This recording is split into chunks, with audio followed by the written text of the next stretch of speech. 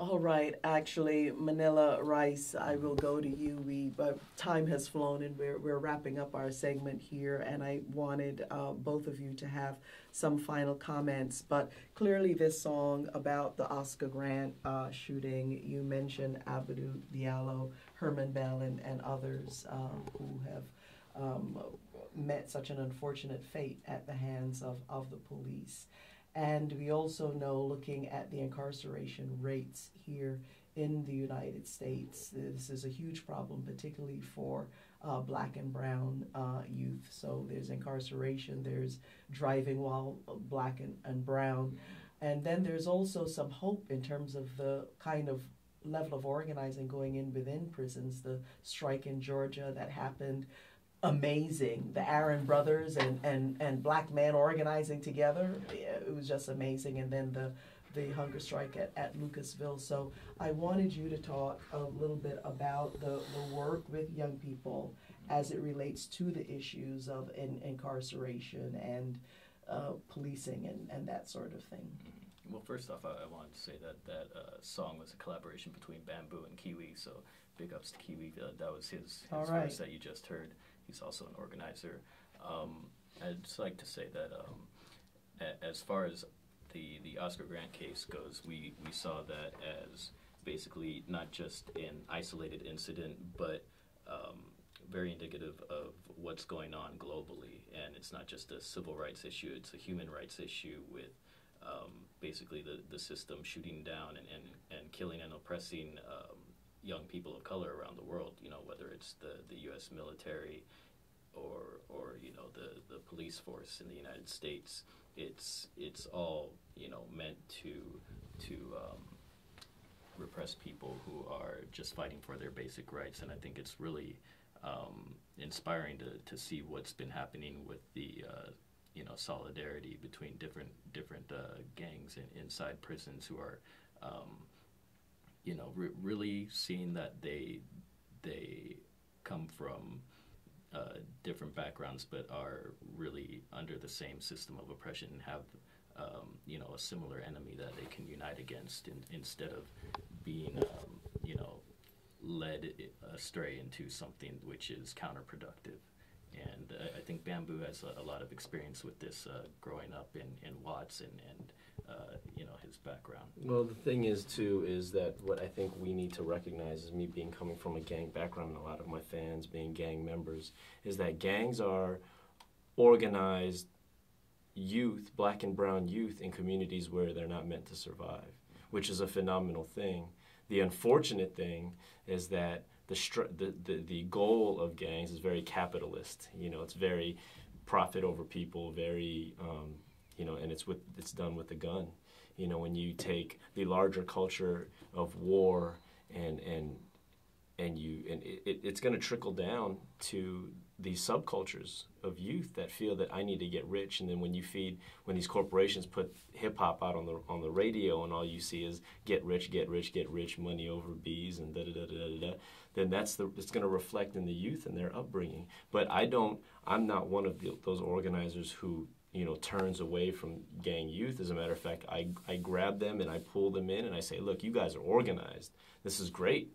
We just need to actually be about protecting the community, which is what gangs are based around, is protecting their neighborhood. This is my neighborhood. This is my territory. Well, really be about it, because if they build a Starbucks on the corner, that community is not yours anymore, and they're going to raise those rents, and you're going to be gone.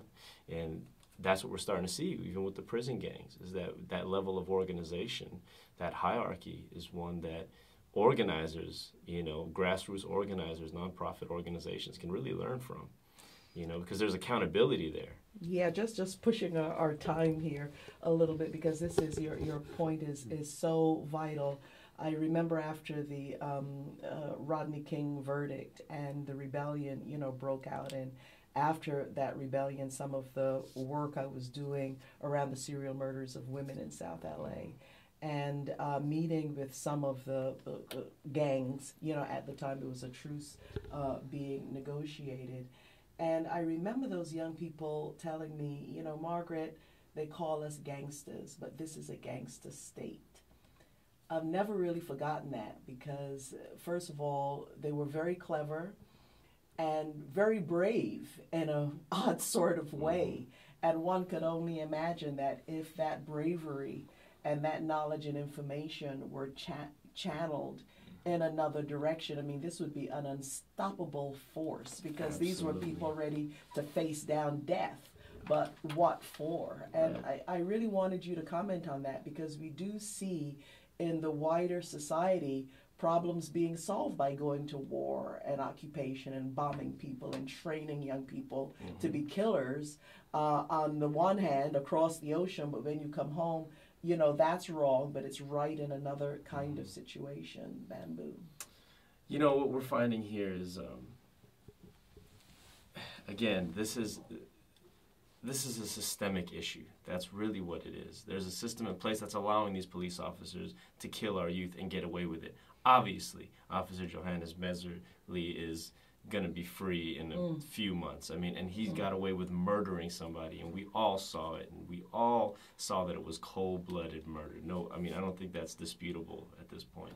But again, it's not, you know, like Manila said, it's not an isolated incident. And you feel, and these kids, these youth, they see this. These gang youth, they understand, that's my enemy, this is my enemy, and we have all this self-hatred that's, you know, fed to us. And of course I'm gonna, you know, I always give this analogy to my youth. If it was me and a white dude walking down a street in Watts, Main Street, who do you think a bunch of gang youth are gonna mess with first, me or the white dude? They all say you. And it makes sense, because I don't like you, you look like me, you don't belong here.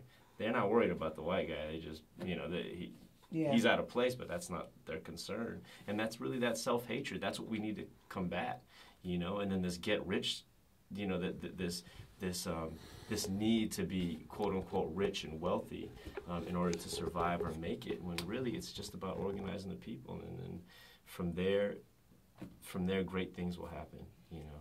Right, and Manila, for people who want to get in touch with KMB, also People's Core, you know, the groups that you all are both involved in, what should they do? For People's Core, we have our website, peoplescore.net. For KMB, they can go to propeopleYouth.com, or they can go to, we have a YouTube channel, Bam's all over it. It's youtube.com/propeopleYouth. We also have a Twitter, twitter.com/KMB_LA, or we have a Facebook as well, facebook.com/propeopleYouth. All right, well, y'all are doing it all with the social media. Well, Manila Rice, thank you so very much for joining us, and Bamboo. It certainly has been a pleasure. Thank you. We love your show, so we're always tuning in. It's an honor. Oh, that's so. I'm a little starstruck, actually. You know, that is very cool. I want to give a shout out also to Fidel, yes. Divine Voices Radio, done so much good work over the years. So Fidel, I hope you're listening, because we're channeling you right now. Right. What's up, Fidel? Okay, thank you so very much for joining us, and I hope that you'll be back. You know, we do these youth roundtables, the young folks that you're involved in. We would love to have a whole special. I really strongly believe in the voices of youth and young people being on our drive time, and would love to have you. We would love to anytime. All righty, thank you. Thank you. All right, well.